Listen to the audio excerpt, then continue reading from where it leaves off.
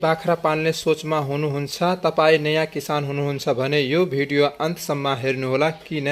कि धेरै किसानले सुरुमै 5वटा ठुलो गल्ती गर्छन् जसले गर्दा पैसा कमाउनुको सट्टा घाटा हुन्छ। आज म तपाईलाई बाख्रा पाल्नु अघि जान्नै पर्ने सबै महत्त्वपूर्ण कुराहरू बताउन गइरहेको छु। नमस्कार साथीहरू, म योगेन्द्र लोध। आजको भिडियोमा कुरा गर्नेछु नयाँ किसानले बाख्रा पाल्नु अघि के जान्नुपर्छ। यदि तपाईँ पहिलो पटक सुरु गर्दै हुनुहुन्छ भने यो भिडियो तपाईको लागि धेरै उपयोगी हुनेछ।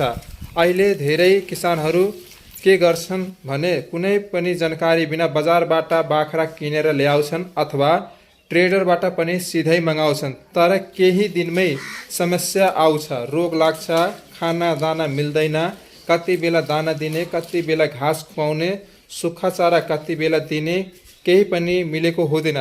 त्यसपछि घाटा सुरु हुन्छ। मैले कम्तीमा 10-12वटा भन्दा बढी फार्म हेरेको छु, तर अहिले 2-3वटा बाहेक अरू सबै बन्द भइसकेका छन्। जहाँ किसानले लाखौं खर्च गरे तर नाफा भएन। किन भयो त कारण एउटै हो, सही जानकारीको अभाव। अब म 5वटा कुराहरू बताउँछु, भिडियो पूरा हेर्नुहोला। अधुरो ज्ञान केही कामको हुँदैन। त्यही भएर बाख्रा पाल्ने सोचमा हुनुहुन्छ वा बाख्रा पालन गर्नुभएको छ भने यो भिडियोबाट तपाईले धेरै बाख्रा पालन सम्बन्धी जानकारी पाउनु हुनेछ। मेरो च्यानलमा पहिलो पटक हुनुहुन्छ भने च्यानललाई सब्स्क्राइब गर्न नबिर्सनुहोला। पहिलो नम्बर रहेको छ सही जातको छनौट। बाख्राको जातको छनौट गर्दा यदि तपाईले गलत जात छान्नुभयो भने सुरुमै घाटा हुन्छ। यहाँ तपाईले ध्यान दिनुपर्ने, तपाईँ मासुको लागि पाल्ने हो कि ब्रिडिङको लागि पाल्ने हो, तपाईको ठाउँ तराई हो कि पहाड, र तपाईको क्षेत्रमा ठुलो बाख्राको माग बढी छ वा सानो, यी सबै कुरा पहिला विचार गर्नु होला। तपाईको क्षेत्रमा जुन बाख्राको लागि मौसम अनुकूल हुन्छ त्यही बाख्रा पाल्नुहोस्। यदि लोकल बाख्रा नै पाल्ने हो भने त्यसले 2वटा बच्चा जन्माउने हुनुपर्छ। उसले जन्माएको बच्चा दुध खाएर राम्रोसँग हुर्कन सक्ने क्षमता भएको बाख्रालाई मात्र पाल्नुपर्छ। तर अहिले लोकल पाल्नुभन्दा उन्नत जातको पाल्नु नै राम्रो हो, जस्तो बोयर, जमुनापारी, बिटल, सिरोही। तपाईको क्षेत्रमा कुन सुहाउँदो हुन्छ त्यही अनुसार बाख्राको जात छनौट गर्नुपर्छ। सस्तो देखेर कमजोर बाख्रा कहिल्यै नकिन्नुहोस्। त्यस्तै अर्को पोइन्ट रहेको छ खोर व्यवस्थापन। यो पनि बाख्रा पालनमा महत्त्वपूर्ण भूमिका खेलेको हुन्छ। यदि तपाईँ व्यावसायिक रूपमा बाख्रा पाल्ने हो भने भेटेड फार्म बनाउनु नै राम्रो हो।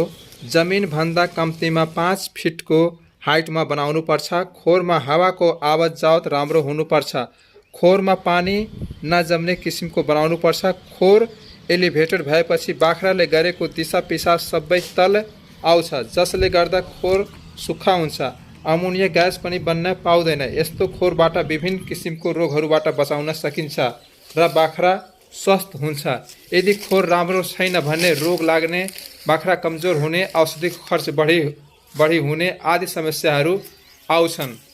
यस्तै अर्को पोइन्ट रहेको छ फिड म्यानेजमेन्ट, खाना व्यवस्थापन। नयाँ बाख्रा पाल्ने किसान घाँसको व्यवस्था नगरिकन बाख्रा ल्याउँछन्। यो सबैभन्दा ठुलो गल्ती हो।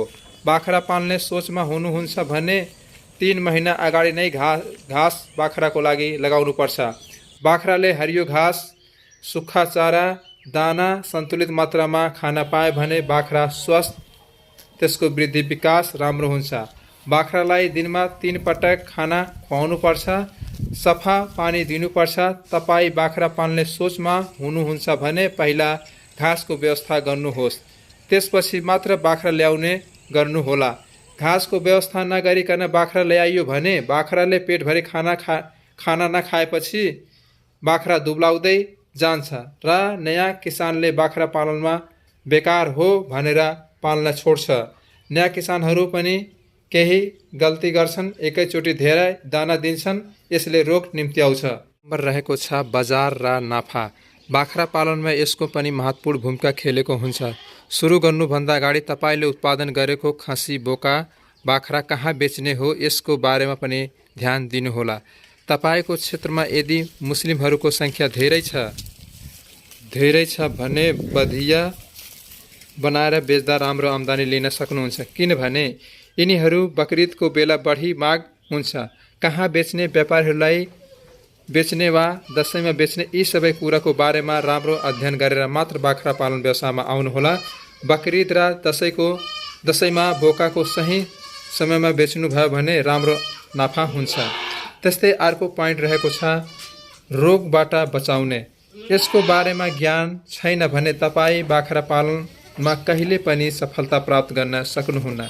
जहिले पनि बाख्रा पालन गर्दा तालिम लिएर वा कुनै फार्म गएर सल्लाह सुझाव रोग खोपको बारेमा बुझेर मात्र गर्नुहोला। मेरो आफ्नो अनुभव, बाख्रा पाल्ने किसानसँग सम्पर्कमा रहेर बाख्रा पालियो भने सफल भइन्छ। बाख्राको सङ्ख्या धेरै भएमा प्रत्येक दिन कुनै न कुनै समस्या आइरहन्छन्, जस्तो दस्त, ज्वरो, पेट फुल्ने, यी सबै कमन रोग हो। रोगबाट बच्नको लागि समयमै खोप लगाउने, बाख्राको खोर दैनिक सफा गर्ने, समय समयमा डिमार्मिङ गर्ने, बिरामी भएको बाख्रा अरू बाख्राबाट अलग राख्ने, यी सबै कुरा तालिम वा बाख्रा पाल्ने फार्मसँग तपाईँ जानकारी लिन सक्नुहुन्छ। तर मेरो एउटा नयाँ किसानलाई सुझाव छ, फार्म खोल्नुभन्दा पहिला कम्तीमा 8-10 वटा बाख्रा फार्म भ्रमण गर्नुहोस्। कति बन्द भएको पाइन्छ, किन भयो पत्ता लगाउनुहोस्। तपाईँ यसबाट राम्रो जानकारी पाउन सक्नुहुन्छ। अब कुरा गरौँ, नयाँ किसानले कहिले पनि यस्तो गल्ती सुरुमा गर्नु हुँदैन। सस्तो भनेर कमजोर बाख्रा किन्नु, एकैचोटि धेरै बाख्राबाट सुरु गर्नु, खोर बिना बाख्रा पाल्नु, रोगलाई व्यवस्था गर्नु, पर्याप्त मात्रामा घाँस खेती नगरिकन बाख्रा पाल्नु, यी महत्त्वपूर्ण कुराहरूबाट विचार गर्नुहोला। सानोबाट सुरु गर्नुहोस्, बिस्तारै बढाउनुहोस्। यदि तपाईँ नयाँ किसान हुनुहुन्छ भने यो भिडियो सेभ गर्नुहोस् र साथीहरूलाई पनि सेयर गर्नुहोस्। यदि तपाईलाई यस्तै बाख्रा पालन सम्बन्धी भिडियो चाहिन्छ भने मेरो च्यानललाई सब्स्क्राइब गर्न नबिर्सनुहोला। धन्यवाद।